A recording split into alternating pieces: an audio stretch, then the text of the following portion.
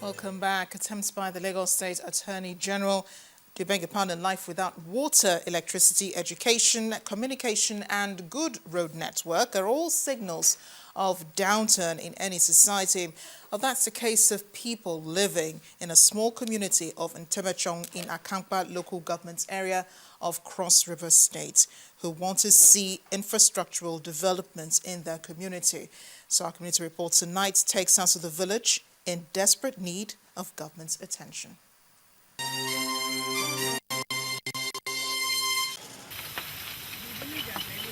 The journey on this hardly traversable and abandoned road leads to the Ntebechong community in Calabar.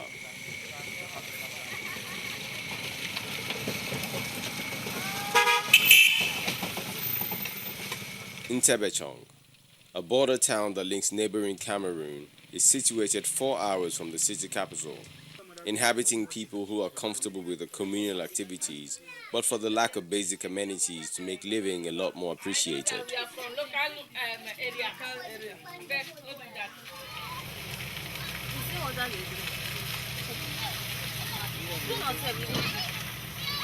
Besides the poor road network, the villagers also claim not to have enjoyed the benefits of electricity, despite having this transformer installed. Water supply is also mentioned as being non-existent. Drinking water here is one of our major problems because the small springs which we get dries up at dry seasons like this, and we have to travel either to other village like Rem to get some water. Communication, we don't have any. There is nothing. We go to a distance before we can get communication. Like somebody, look at me. I have a phone, but since I'm going nearby here, I cannot carry it along. Since we don't have network around here. No light, no electricity, no pipe-borne water, no good hospital, no school in where I am living. Even this bridge is in dire need of a makeover.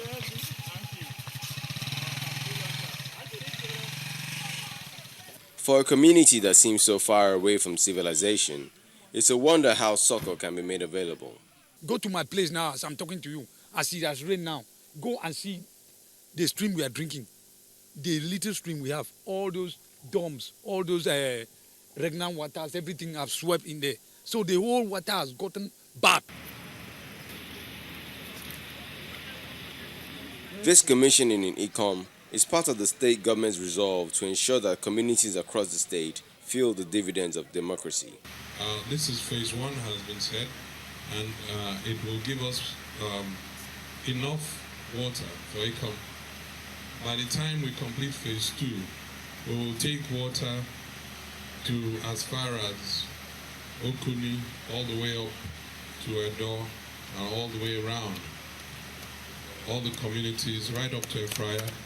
The two will all be connected in phase two. That's our vision. With the pledge of the governor to ensure development gets to the people, for the community in Ntebechong, their worry should soon be a thing of the past.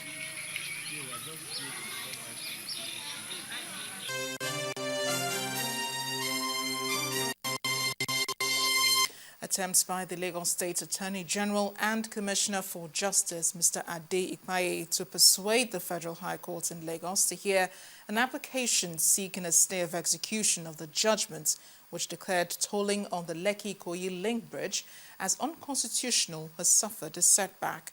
Presiding Justice Saliu Sedu refused to hear the application, insisting that it was not yet ripe for hearing. The judge noted that from the file before him, there was no evidence that the Attorney General of the Federation and the National Inland Waterways Agency were served with the application. The Lagos State Attorney General had urged the court to proceed with the application on the grounds that the main party affected by the application, Mr. Ebolu Adegborua, was in court. In his response, Mr. Adegborua said the Lagos State government ought to have taken steps to ensure service of the application on the other parties. Justice Sedu then fixed April the 14th, 2014 for hearing of the application. Well, also today at the Federal Executive Council, the federal government announced a measure to further tackle the problem of tobacco smoking by Nigerians, saying that offenders of the National Tobacco Control Act, soon to be enacted into law, will face a fine of 50,000 naira or go to jail. The Minister of Health, Professor Nyebuchi Chukwu, told State House correspondents that tobacco alone is the cause of many diseases that lead to untimely death in the country, and that the government can no longer watch while its citizens perish from the menace. Of what should eventually become the National Tobacco Control Act 2014 may pay fine, maybe giving option of fine of between 50,000 naira. For 50,000 is like someone who goes to a place that has been clearly designated non-smoking area and you are caught. The judge can either give you option or combine it with imprisonment of up to 6 months. Whereas for companies, it varies from 1 million to as much as 5 million naira. Imprisonment of the chief executives of those companies could vary from 1 year to 2 years where they fall foul of the law. Now take your destiny in your own hands. The words sum up the challenge thrown to women who participated in the first Ogun Women's National Conference held in Abeokuta, the Ogun State capital. Some speakers at the two-day conference, such as the state's First Lady, Mrs. Olufunsho Amosun, and the Managing Director of the Bank of Industry, Ms. Evelyn Oputu, charged the women to take up leading roles in the development of the nation.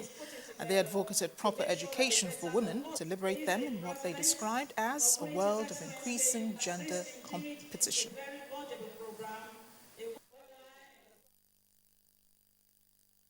Women are poised to take their rightful place and are definitely on the path of national development, as we are proud to note that the 35% women affirmation has been surpassed in Ogun State, and not just to flimsy roles or positions. For instance, more than 35% of our current administration are women.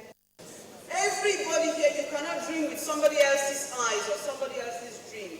You must have a dream of your own, and you must believe in that dream. You must believe in the beauty of your dream. And you must believe that the future belongs to you. You must take ownership of that. You must also know that a lot of the times you've been knocked down, you get to the ground. It is not in being knocked down, it's in being able to get up every time you're knocked down.